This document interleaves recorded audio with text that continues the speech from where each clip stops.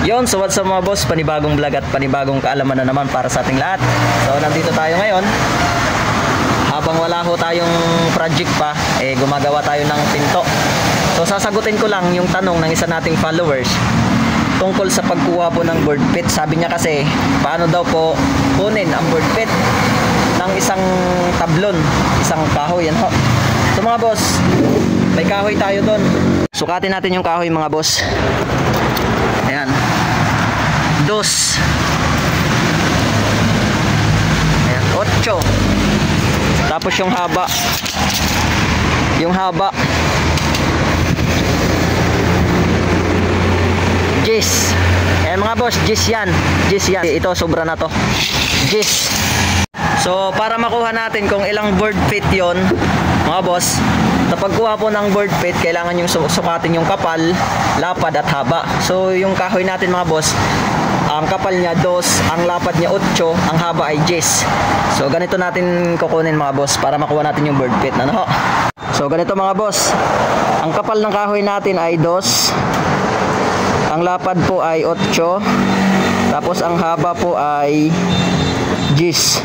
So, yan lang mga boss, 2 by 8 by 10 equals 160. Ano po? So, 160 yung kahoy natin mga boss, ano? So, ilang board feet yan? I-divide natin yan sa 12. Kasi ang 1 feet mga boss, 12 inches yan. Ang 1 feet, 12 inches yan. Divide 12 equals 13. 13 mga boss. So may butal yan pero 13 na lang. 13 board feet, no? So para malaman natin kung magkano yung bili natin sa isang kahoy mga boss, yung magkano halaga ng 13 board feet, ano natin yan, 13 times, halimbawa dito sa amin 55 ang board feet kasi ng kahoy dito bawa 55 by 55.